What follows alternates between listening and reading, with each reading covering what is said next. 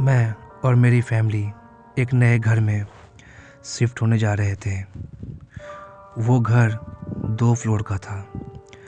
First floor में मैं, मेरी बहन, मेरे पापा मम्मी रहने वाले थे और सेकेंड फ्लोर पे मेरे भैया भाभी और उनका छोटा बेटा रहने वाला था। जिस दिन हम लोग उस घर में शिफ्ट हुए थे, उसी दिन मेरे फैमिली वालों को गांव भी जाना था कोई ज़रूरी काम से। सारा सामान शिफ्ट करने के बाद मेरी पूरी फैमिली गांव निकल गई। उस घर में बस मैं ही अकेला था और वो मेरी पहली रात उस घर में थी। दिन में सामान शिफ्ट करने के कारण मैं बहुत थक गया था।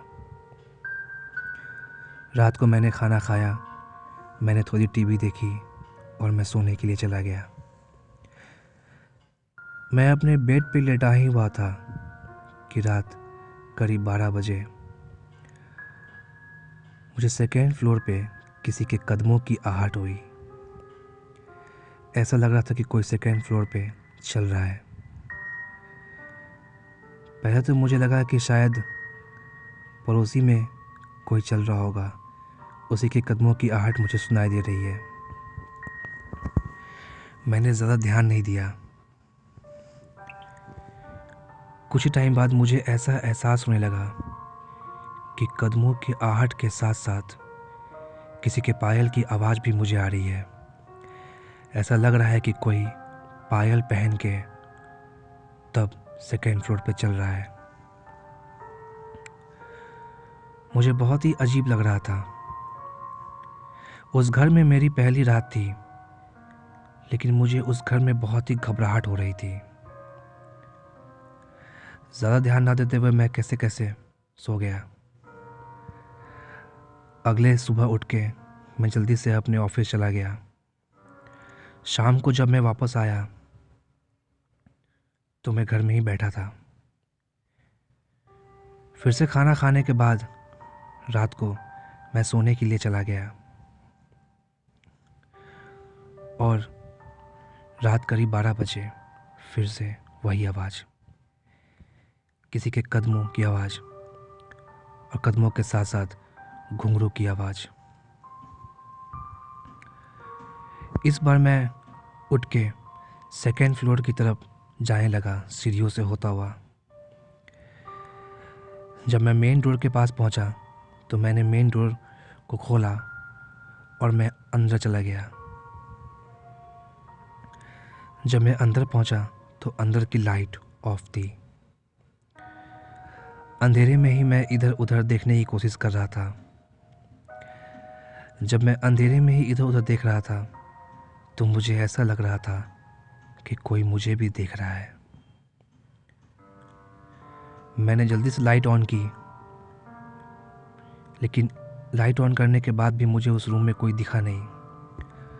मुझे लगा कि शायद ये मेरा वहम होगा, इसलिए मैं लाइट ऑफ करके गेट को लॉक करके मैं अपने रूम में सोने के लिए आ गया।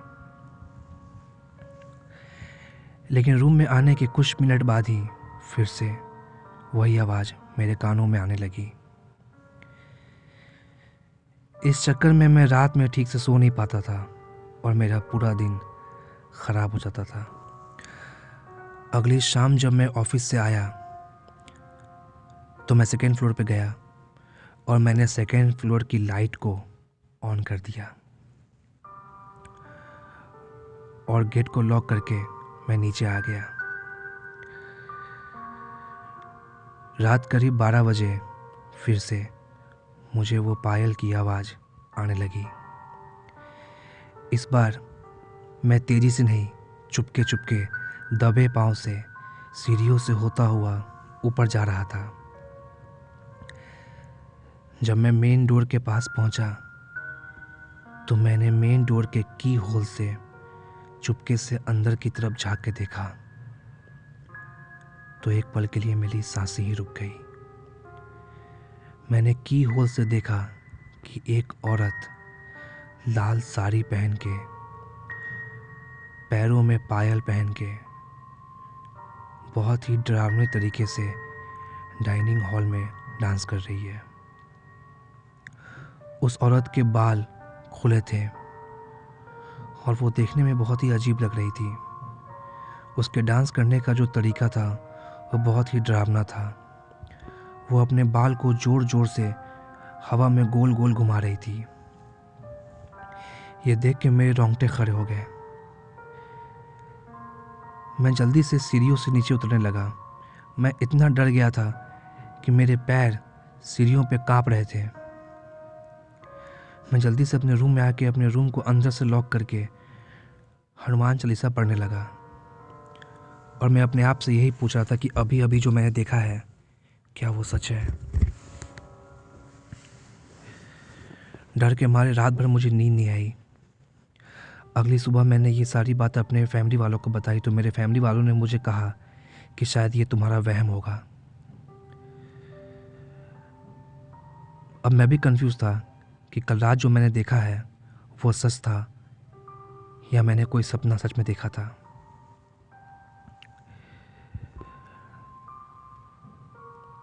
जब मैं ऑफिस से वापस आया तो मैं रात होने का वेट कर रहा था, यही कंफर्म करने के लिए कि जो मैंने देखा है ये सच है या सपना। और रात हो गई। रात करीब 12 बजे फिर से मुझे वही आवाज़ आनी शुरू हो गई। इस बार फिर से मैं चुपके चुपके सीढ़ियों से ऊपर की तरफ जाने लगा और मेन डोर के पास खड़े होके मैं अंदर की तरफ की होल से झांकने के लिए झुका। और जब मैंने अंदर की तरफ देखा की होल से तो मैंने देखा कि वही औरत की होल के दूसरी साइड से मुझे देख रही थी। ये देख के तो मेरी सांसें ही रुक गई। मैं चीखता हुआ वहाँ से नीचे की तरफ भागा और अपने रूम में आके रूम को लॉक करके बैठ गया।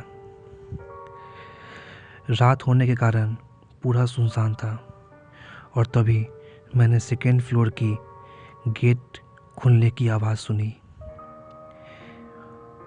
और मुझे ऐसा लग रहा था कि कोई सीढ़ियों से नीचे उतर रहा है।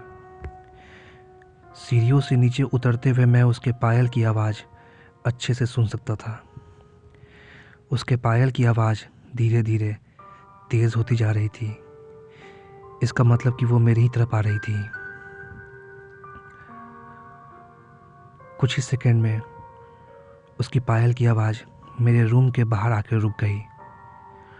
मतलब कि वो मेरे रूम के बाहर ही खड़ी थी और वो बड़ी ही धीमी आवाज़ में मेरे नाम पुकार के मुझे बाहर बुला रही थी।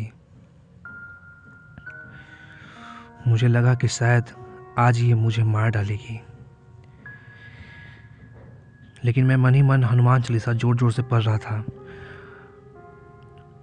और हनुमान चालीसा पढ़ते पढ़ते ही मैंने अपने भाई को फ़ोन लगाया और मैंने उसे सारी बात बताई। फ़ोन पे मेरा घबराया हुआ आवाज़ सुन के मेरा भाई जल्दी से रात को ही गांव के कुछ लोग को लेके मेरे नए वाले घर पे आ गया। जब वो मेरे घर पे आया तो मेरी इतनी हिम्मत नहीं थी कि मैं अपने रूम का गेट खोल के मेन डोर खोलने जा सकूं, लेकिन फिर भी हनुमान चालीसा पढ़ते हुए मैं मेन डोर के पास गया और मैंने मेन डोर खोली। मेरा घबराया हुआ चेहरा देख के मेरा भाई समझ गया था कि मैं झूठ नहीं बोल रहा हूँ और हम लोगों ने कुछ ही दिन बाद उस घर को खाली कर दिया। ये घटना बिल्कुल सच्ची है और ये मेरे साथ हुई थी।